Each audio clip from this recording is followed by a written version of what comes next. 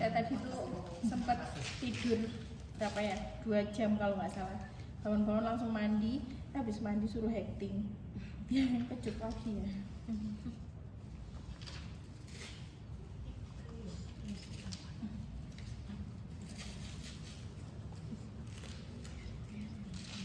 Ini masang torniquet pun nanti juga pasti bingung kalau ujian itu ya. Ya apa masangnya?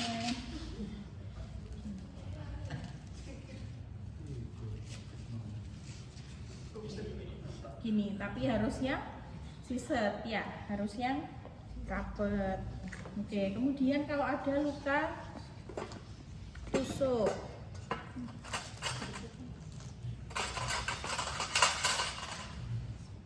oke, kalau misalkan ada luka tusuk, anggaplah ini tusukannya begini. Ini menusuk ya, bukan menusuk dari belakangnya. Kalau sudah ada luka tusuk seperti ini, itu jangan dicabut. Kita balut, balutnya menggunakan balut. Kalau dulu namanya itu balut donat. Donat.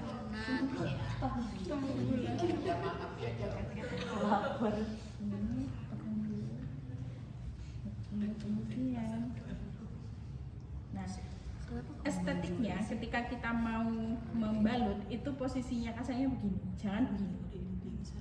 Kalau begini bingung ya.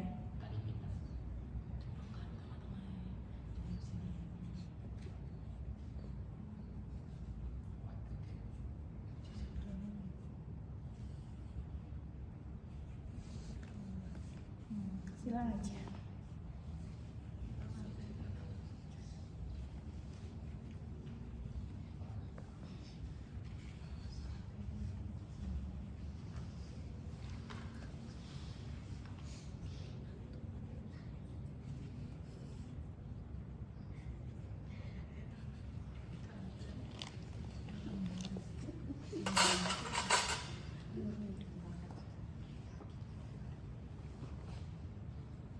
Kemarin itu ada pertanyaan lucu ya dari anak mahasiswa di yang praktek di IGD itu, anak Maharani.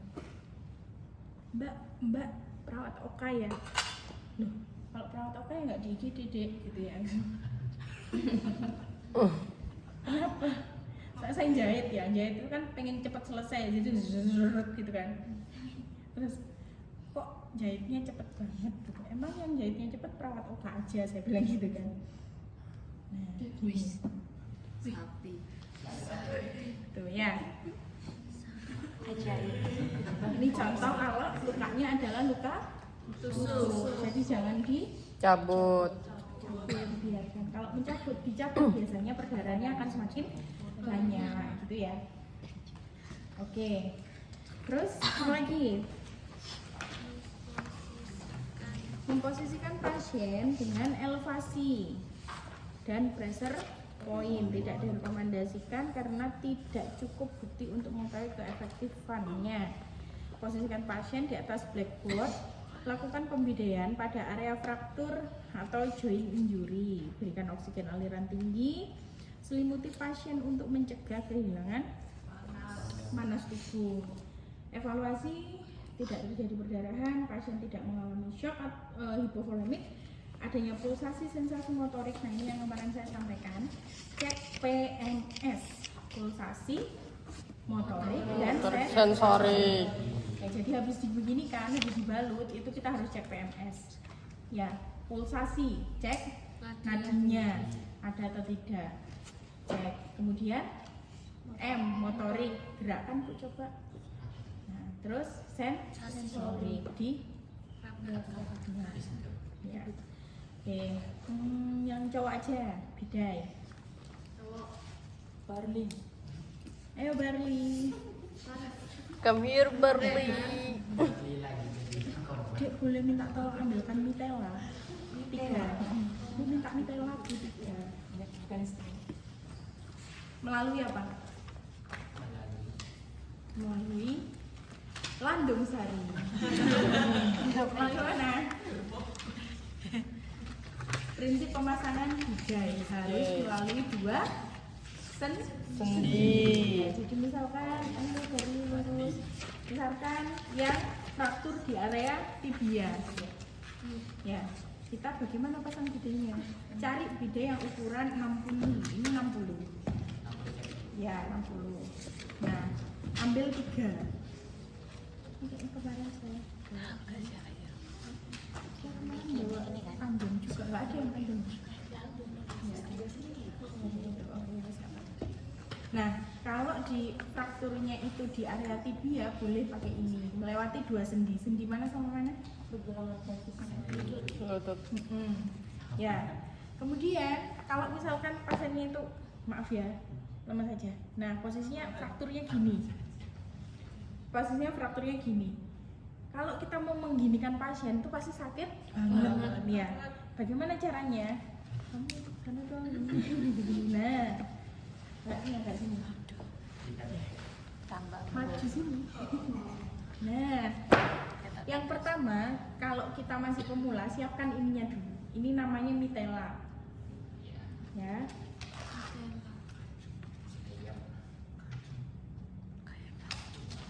Dikempit aja dulu.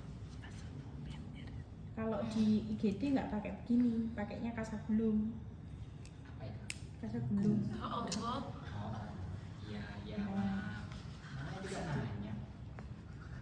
Kemudian saya tadi telat berapa menit? 20 nggak sampai 30 menit. Iya lah. Jam berapa?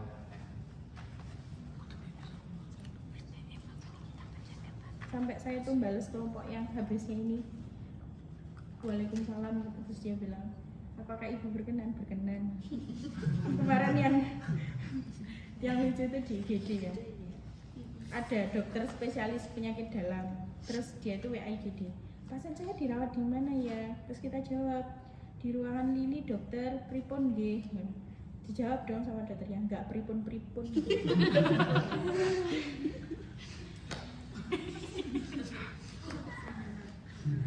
Lucu juga dokter IGD saya itu bisa ditanya pripun. Nah, posisinya begini. Maaf ya. Oke. Gini. Nah, cuci tangan sudah, terus ini dipasang dulu. Nah. Ini nanti ditaruh di bawahnya. Ya. Kemudian ini kan sudah ada topangan. Nah, kalau sudah begini, kita pelan-pelan tarik nafas panjang, Pak. Sudah. Baru ininya ditaruh bawah. Harus pelan ini. Kalau nggak pelan, Bapak jerit ini. Biasanya saya ngajak orang kalau pasang bidai itu. Pegangin deh. Kalau sudah seperti ini, Pak pakai mitela, ya mitelanya digulung jadi begini. Kalau sudah begini, dimasukkan di bawahnya.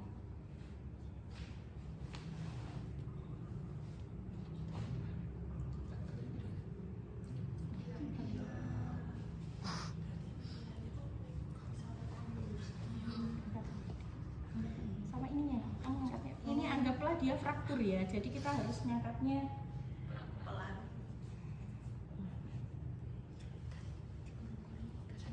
Udah. Oke. Posisinya begini. Difoto dulu. Sudah? Oke. Pegang lagi. Oke. Kalau sudah, ambil salah satu. Terus masukkan.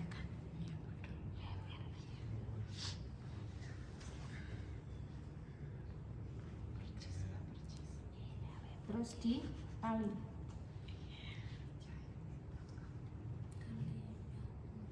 Ya. Kemudian ambil lagi.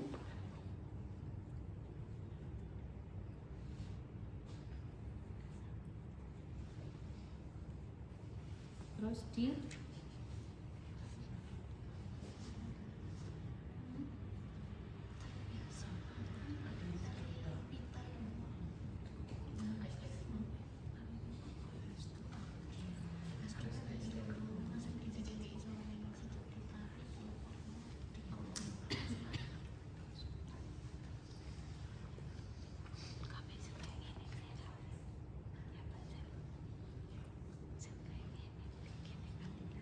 Ya. Nah, ditali seperti ini. Habis itu kita cek apa? PMS.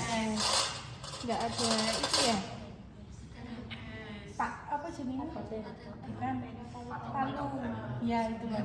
Hammer ya. Kalau di sini nadinya yang dicek di mana? Dorsalis. Yes. Kemudian Pak coba digerakkan. Bukan ininya yang digerakkan. Sorry. Pak coba jari-jarinya digerakkan. Oke, sudah. Kemudian Pak ini terasa nggak? Oke, gitu ya. Itu untuk sensorinya. Jadi nanti kalau praktikum bidet begitu dipraktekkan. Ya, sudah terpasang bidet, cek. Oh, ada. Kemudian Pak coba digerakkan jari-jarinya. Bisa Pak ini terasa? Terasa. Ya udah. Itu selesai. Kalau misalkan ada luka robeknya di sini bagaimana? Dibalut tekan dulu ya. Dibalut tekan baru dibidai. Gitu. Atau tutup aja pakai kasa yang banyak, terus di hipafik, ya terus habis itu dibidai. Ya. Enak Pak, ini gak kesisetan Pak? Enggak. Nah kalau sudah begini nanti kita foto ronsen pasiennya, kita tinggal angkat aja. Nah gini pasiennya udah gak kesakitan. Kalau tadi ya sakit ya. Gitu ya. Oke, ada yang mau ditanyakan dari sini? Belum. Kita lanjut.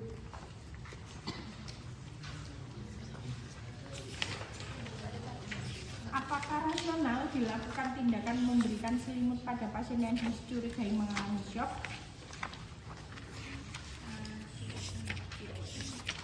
Rasional nggak? Rasional. Kenapa? Untuk menjaga suhu tubuh.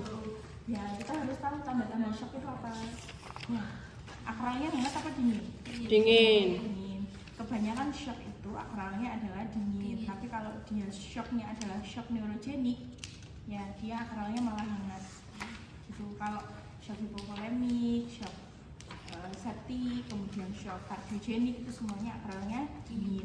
Gandengannya kalau akral itu biasanya saya nulisnya akral HKM, hangat, kering, merah. Kalau dingin DBP, dingin, basah, pucat. Ditulis saja. Akral itu ada DBP dan ada HKM. Kalau DBP itu dingin, basah, pucat. Kalau HKM hangat, kering, merah. DBP dingin, basah, pucat.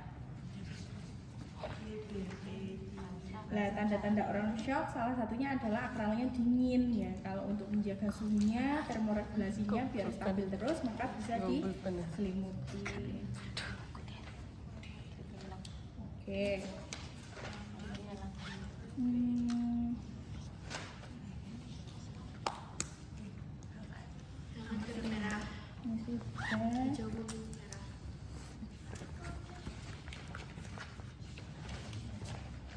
Ini di dalam rumah sakit ya.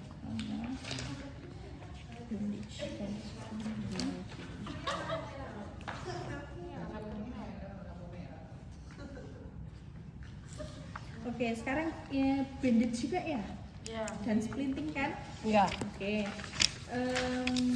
Kalau bidet tadi sudah ya. Sebutkan 3 prinsip utama dilakukan pembidaian. Prinsip utama tadi saya sampaikan apa yang pertama? Harus melewati 2 sendi. Kemudian apa lagi prinsipnya? Apa? Menghindari apa?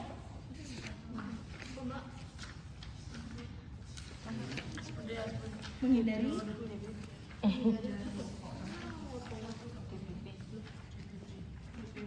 apa? Ayo 3 prinsip bidai. Yang pertama melewati 2 sendi. Yang kedua, ayo coba dicari pakai HP ya. Gimana?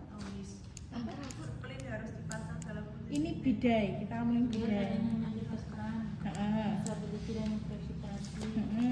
Betul.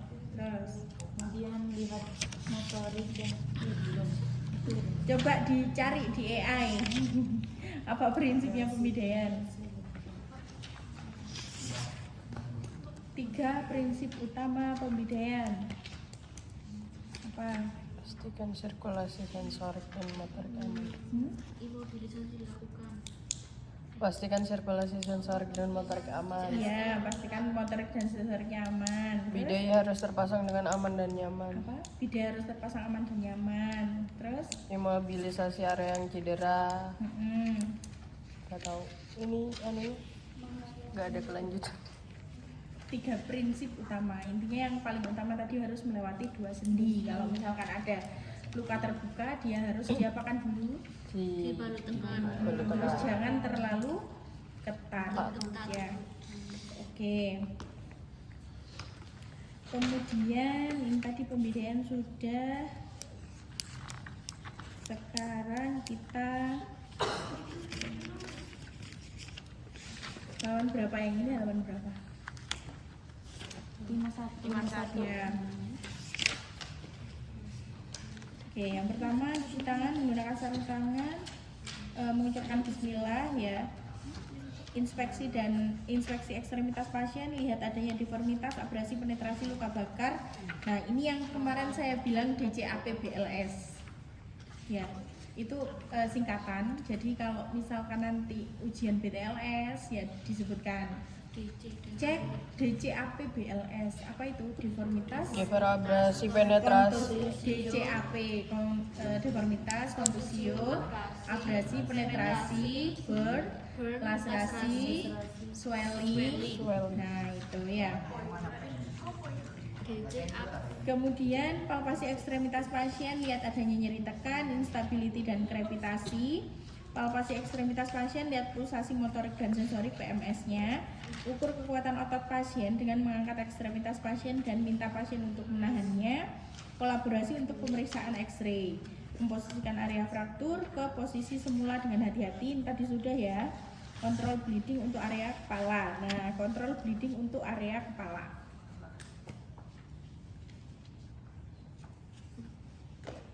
Nggak ada ini lagi ya.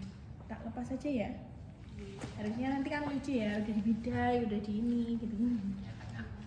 Ada luka robek ya di sini.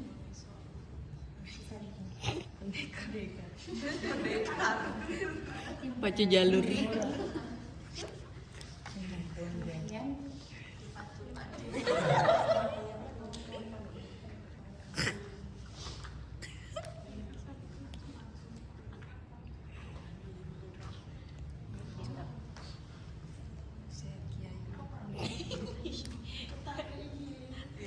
Wali Songo.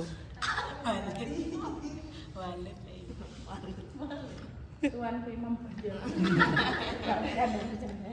Nah, gitu ya. Coba Be. Balik Be. Tuh, balik yang Gitu ya. Oke, terus ada lagi. Mana? dulu di X dulu.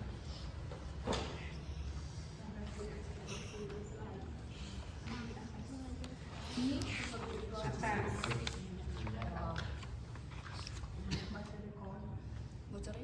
Nah, Di atas. kemudian ini biasa sih. Ini aja. Nah, kemudian kalau di kayak biasanya ya kalau hekting di kepala itu saya kasih nggak ada talinya ya apa? Pengait.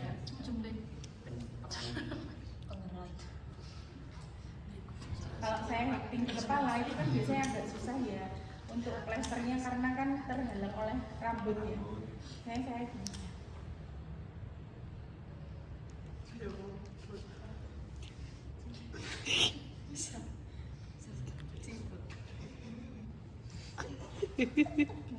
kok ketawa? Seharusnya UMN yang nggak pakai ciput disuruh. Sekalian latihan video ya kan? Ya Pak, balut.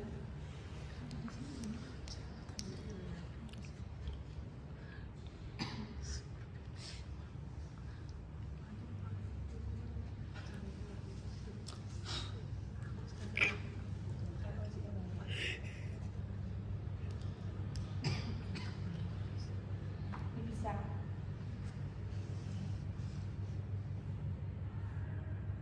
Terus satu lagi di tangan.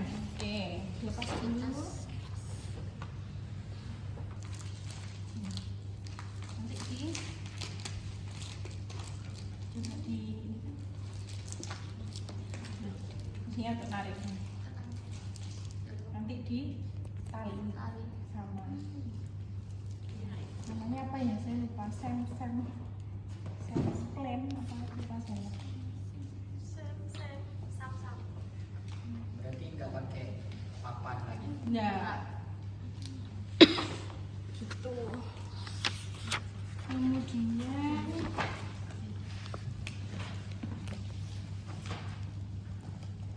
bandage. Apa yang harus dilakukan pada perdarahan belum terkontrol setelah dilakukan penekanan langsung pada luka? Apa yang harus dilakukan? Ditekan tapi tidak manjur. Kasih sotek. Ya itu jangan lo ya, itu out of the box ya. Itu hanya di ini saja. Kalau misalkan sudah ditutup, itu tetap terus-terusan ya.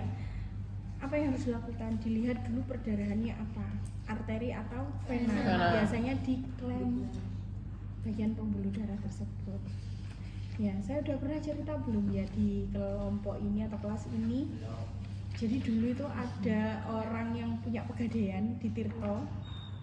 Jadi dia itu datang ke IGD, ininya tuh muncrat gini, perdarahan muncrat. Sudah diginikan tetap dia muncrat. Mbak tolong tapi ibunya sadar. Saya pikir dia pertama itu. Ya, langsung itu bagaimana?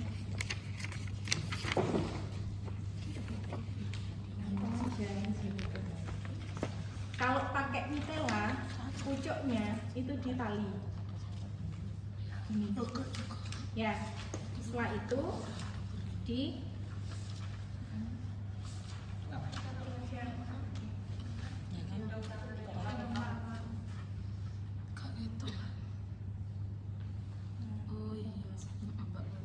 seperti ini.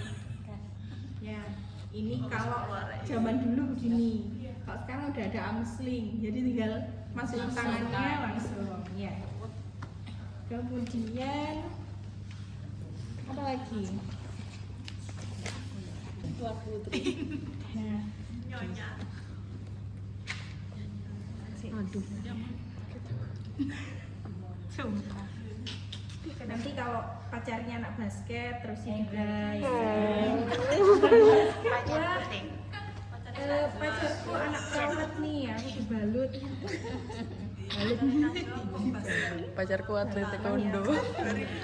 Karate. Amin. Juara 1 nasional. Siapa itu? Pacarnya Najwa, kampret basket. Iya tuh. Halusinasi. Halusinasi. Kalau menang-menang kayak KTT. Saya tuh punya temen ya, dulu itu dia anak basket. Oh, yang luka itu banyak banget lah.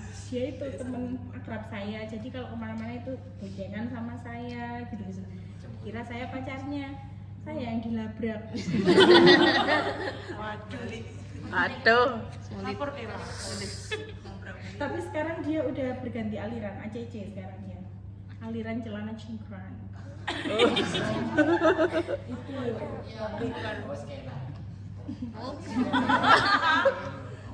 Sekena enggak tuh. Iya, celananya cingkrang. Enggak Oh iya. Enggak sih banding. Jadi saya kalau ketemu itu mesti gini, ya Allah, awakmu nggak inget dulu dikejar-kejar adik-adik kelas gitu. Terus ya udah, biasa. Ngeri oi. Karena udah punya anak, udah bapak-bapak, dia udah perutnya udah Belum gendong. buncit. Jadi kalau teman saya itu dulu di mana ada saya, di situ ada dia. Soalnya NIM kita itu atas bawah ya. Jadi iya, satu kelas PSIKC juga itu. Kalian PSIK aja toh? B.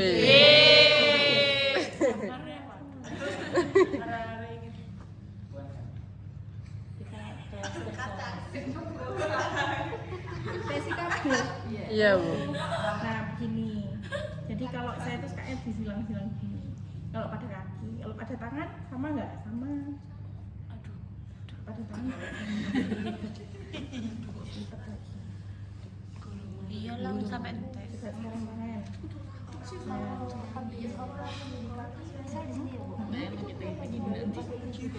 Bukan digulung aja.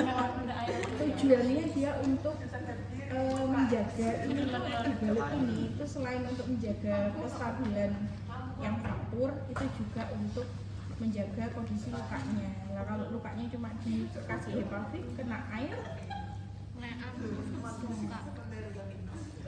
Nyenye. Iya kan kayak menyenye.